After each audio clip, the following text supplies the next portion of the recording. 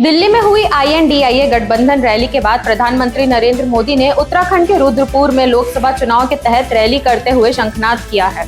PM ने कहा है कि मोदी की गारंटी यानी गारंटी का भी पूरा होने की गारंटी। ये दशक उत्तराखंड का दशक होने वाला है।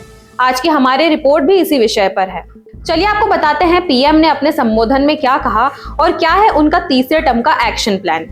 नमस्कार, मैं यशस्वी जोशी स्वागत करती हूँ आपका UBE न्यूज में, जहां हम न सिर्फ खबरें लाते हैं बल्कि उसका बारीक और सटीक विश्लेषण भी करते हैं। प्रधानमंत्री नरेंद्र मोदी ने मंगलवार यानी 2 अप्रैल 2024 को कांग्रेस पर निशाना साधते हुए कहा कि बीजेपी लोकसभा चुनाव में फिर से जीत हासिल करेगी। उन्होंने इस दौरान कहा कि तीसरे कार्यकाल में हमारा लक्ष्य फ्री बिजली देने का है। सोलर पैनल लगाने के लिए सरकार मदद दे रही है। इससे पंखे, AC, इलेक्ट्रिक व्हीकल में 300 यूनिट बिजली की खपत होती है। मोदी मौज नहीं बल्कि मेहनत करने के लिए पैदा हुआ है। ये 10 साल में जो विकास हुआ है वो तो सिर्फ ट्रेलर है और अभी तो बहुत कुछ करना है। अभी देश को बहुत आगे लेकर जाना है और तब तक ना रुकना है और ना थकना है। रुद्रपुर में प्रधानमंत्री मोदी ने कहा, मोदी ने भारत को दुनिया की तीसरी सबसे बड़ी आर्थिक ताकत बनाने की गारंटी दी है। तीसरी सबसे बड़ी आर्थिक ताकत बनाने का मतलब है लोगों की कमाई बढ़ेगी, नौकरी के अवसर बढ़ेंगे, गांव शहर में सुविधा बढ़ेगी। पीएम ने कांग्रेस पर निशाना साधते हुए कहा, 60 साल सत्ता में रहने वाला 10 साल सत्ता से बाहर क्या रह गए, अब वे आग लगाने की बात कर रहे हैं। क्या यह उचित है? क्या देश में आग लगाने की बात उचित है?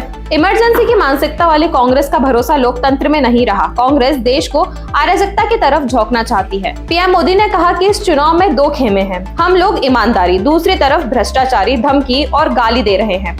हम कह रहे हैं भ्रष्टाचार हटाओ, वो कह रहे हैं भ्रष्टाचारी बचाओ। मोदी देश की आवाज सुनता है। मोदी को कितनी गालियां और धमकी दी जाए, मैं डरने वाला नहीं। पीएम मोदी ने कहा कि तीसरे कार्यकाल में भ्रष्टाचार पर तेज प्रहार होगा। आगे आने वाले 5 सालों में देश के हित में बड़े फैसले होंगे। दरअसल रुद्रपुर नैनीताल उधम सिंह नगर निर्वाचन क्षेत्र के अंतर्गत आता है। केंद्रीय रक्षा और पर्यटन राज्य मंत्री अजय भट्ट यहाँ से चुनाव लड़ रहे हैं और उन्होंने 2019 के चुनाव में उत्तराखंड के पूर्व मुख्यमंत्री हरीश रावत को हराया था। राज्य के सभी 5 लोकसभा सीटों पर पहले चरण में 19 अप्रैल को मतदान होने वाला है।